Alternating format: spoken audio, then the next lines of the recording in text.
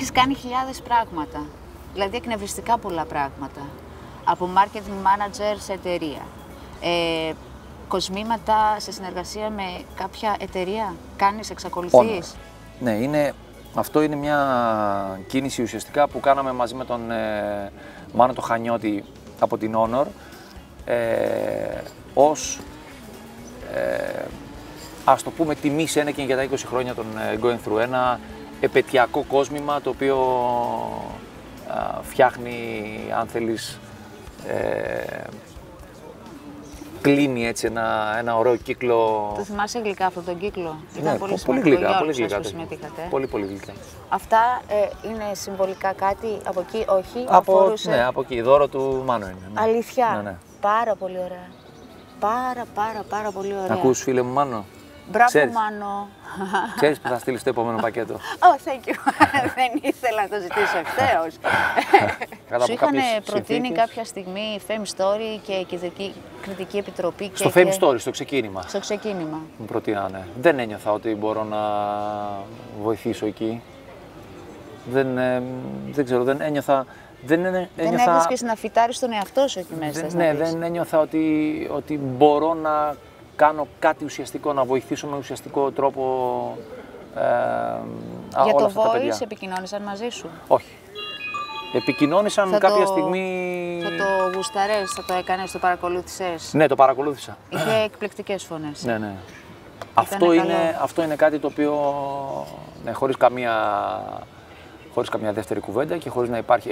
Εδώ ισχύει το άσπρο και το μαύρο που λέγαμε προηγουμένως.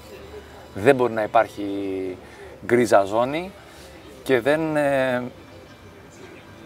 δεν μπορεί να επισέλθει εδώ ο ανθρώπινος παράγοντας με την έννοια που τον είδαμε και το ζήσαμε στο παρελθόν. Δηλαδή βλέπαμε παιχνίδια στα οποία να κερδίζει ο Περικλής, ο οποίος το παιδί δεν είχε φωνή, αλλά ήταν πολύ συμπαθής και η ζωή του, η ιστορία της ζωής του ήταν τόσο ιδιαίτερη που σε έκανε να τον αγαπήσεις και να τον προτείνεις. Βάζοντας σε δεύτερο πλάνο να τον προτείνεις. Βάζοντας σε δεύτερο πλάνο αυτό που για την ουσία είχαν πάει να διαγωνιστούν.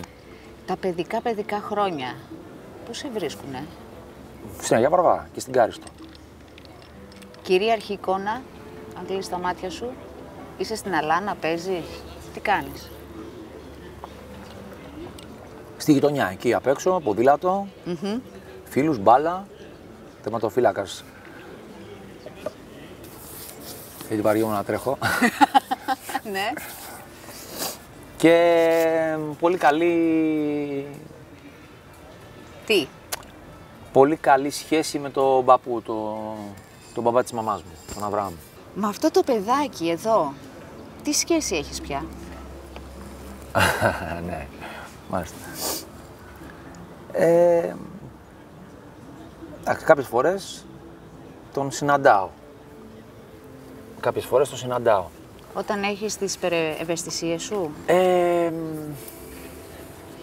Πόσο χρονών μπορώ είσαι να το εδώ, προσδιορίσω. άραγε? Εκεί είμαι 2 χρονών. Έλα μωρέ με το παπιονάκι. 2 και κάτι, ας πούμε, ναι. Αυτά τα χεράκια είναι του παππού του Αβραάμ? Αυτά είναι του πατέρα μου. Του πατέρα σου? Είναι χέρια μηχανουργού, τορναδόρου.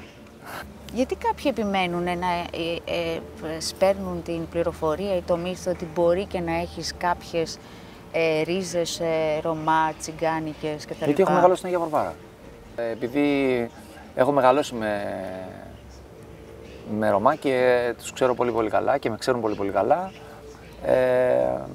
δεν θα έχω κανένα πρόβλημα να είμαι ένας από αυτούς. Όντως ήσασταν και πολύ καλοί φίλοι με τον Παύλο, το Φίσα?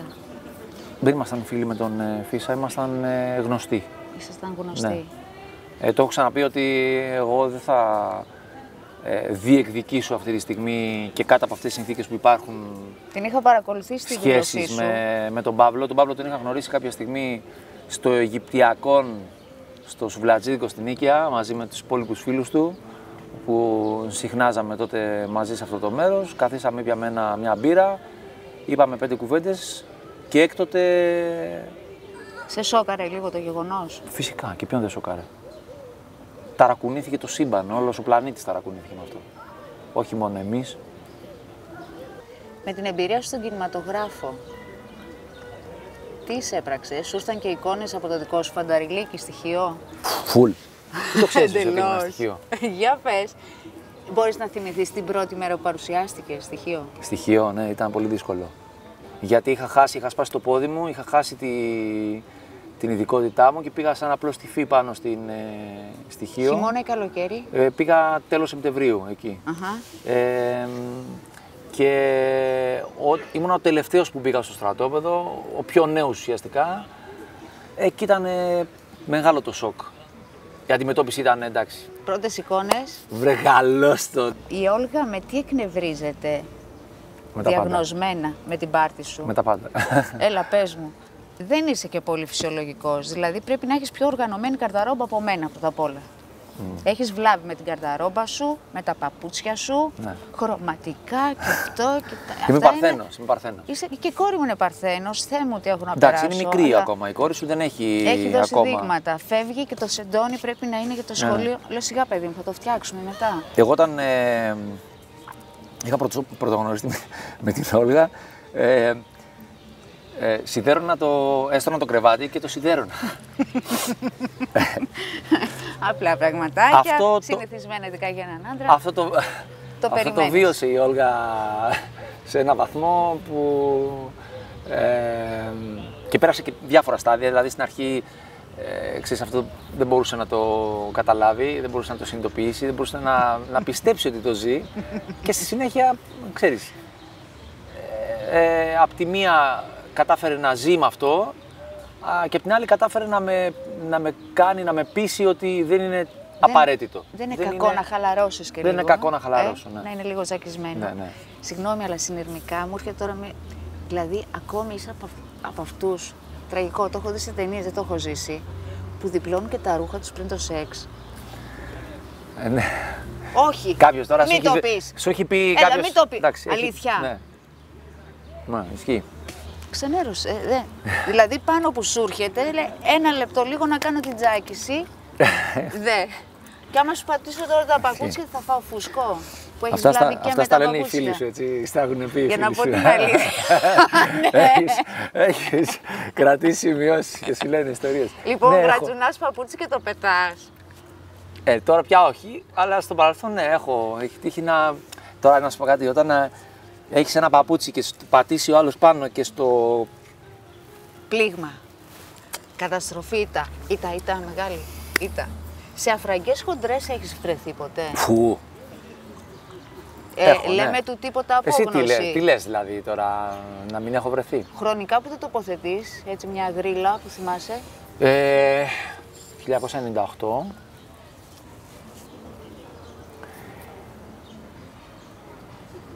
Ναι, 1998. Δυνατή δημόσια εικόνα λόγω going through κτλ. Και τσέπη άδεια. Πέσιμο από γκέι έχεις πάει? Άμα. Πώς το αντιμετώπισες? Χαλαρά, cool. Είναι πάρα πολύ λογικό και αυτοί οι άνθρωποι να φλερτάρουν μέσα στην καθημερινότητά τους. Εννοείται. Όλοι μας φλερτάρουμε, όλοι φλερτάρουν και είναι πολύ λογικό. Δεν είναι προβόκατιβη ερώτηση. Δεν είναι προβόκατιβ, ακριβώς. Γιατί σε σένα την έκανα. Προβόκατιβ όμως την κάνουν πολλές φορές στην αναπαραγωγή αυτοί τους, που την με αναπαράγουν διάθεση. και με τον τρόπο που την αναπαράγουν. Ναι. Καλώς να έρθει, γιατί ξέρω ότι θα το χαρείτε όποτε εσείς ορίσετε και θέλετε. Αγόρι, κορίτσι. Κορίτσι. Γιατί? Ταλαιπωρία για τον παπά. Λες. Ναι. Άμα έχει και βεβαρημένο παρελθόν και βιογραφικό, ξέρεις, έτσι λένε ότι τα πληρώνουν όλα μαζί με τις κόρες μετά. Δεν ξέρω τι να σου πω. Εμένα ο νεκτάριος μου λέει ότι κορίτσι, μεγάλο κορίτσι. Μόνο κορίτσι. Μόνο κορίτσια μπορούμε να κάνουμε, μου λέει. Και από τον μπαμπά ή από τον παππού, τι θα έδινε σαν δώρο που θέλεις οπωσδήποτε να περάσει στο παιδί σου που θα έρθει? Που έχεις κρατήσει στο μυαλό σου, στην καρδιά σου?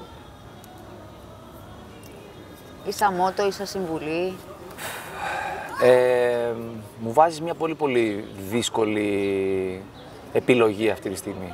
Γιατί πρέπει να επιλέξω ανάμεσα σε πολλά πράγματα τα οποία έχω το τελευταίο χρονικό διάστημα εντοπίσει. Το πιο βασικό πράγμα που θεωρώ ότι πρέπει να υπάρχει σε έναν άνθρωπο αλλά και μέσα σε μια οικογένεια είναι η διάθεση της αυτοκριτικής. Εγώ έχω μεγαλώσει σε ένα περιβάλλον με συγγενείς, παππούδες, θείους, θείες τέλος πάντων που άκουγα πάντα κριτική, να γίνεται κριτική στους απέναντι και ποτέ, μα ποτέ αυτοκριτική για πράγματα ή λάθη ή τέλος πάντων. Άρα ένα αρνητικό βίωμα θέλεις να το μεταστρέψεις φυσικά. πρώτα κοιτάμε τον εαυτό μας, μαζεύουμε τα δικά μας και μπορεί διακριτικά να έχουμε απόψεις και για το τι συμβαίνει. Θα ήθελα να επαναπροσδιορίσω εγώ τουλάχιστον στους πολύ δικούς μου ανθρώπους και αν τέλος πάντων έρθει αυτή η στιγμή μεθαύριο στα παιδιά μου ότι η κανονική σειρά, η λογική σειρά των πραγμάτων είναι είμαι, κάνω, έχω. Είμαι αθλητής, κάνω προπόνηση, έχω διακρίσεις. Όχι έχω, κάνω, άρα είμαι. Όπως έχει διαμορφωθεί στις μέρες μας. Που ακούω όλους να λένε φιλέ, άμα είχα λεφτά, θα έκανα αυτό και θα ήμουνα αυτό. Συνολικά πόσα τατού, γύρω στα 10? Τώρα είμαι πολύ φρέσκος. 13 ώρες έκανα προχθές. Τα τελευταία 2 εδώ, λούδια. Και 8 εδώ. Στο δεξιό μου. Ναι, εδώ έκανα cover-up όλα τα προηγούμενα τατουάζ που είχα πριν από 20 χρόνια κάνει. Going through και από εδώ το σήμα του family. Με διάφορα γύρω-γύρω. Και αλήθεια είναι όλα όσα αισθανόμαστε, κυρίως αυτό. Θέλω να πω και το λέω πολύ και το λέω και δυνατά αυτή τη στιγμή και πολύ συνειδητοποιημένα, είναι ότι δεν νιώθω ότι πρέπει να απολογηθώ ούτε για το ποιος είμαι, ούτε για το τι έχω κάνει, ούτε για το πώς το έχω κάνει. Αυτό είναι. Εντάξει, ένα αυτό. Και σε σχέση με όλα τα υπόλοιπα πράγματα που έχουν να κάνουν με τη δουλειά, τα τραγούδια, τις επιλογές ή δεν ξέρω κι εγώ τι άλλο,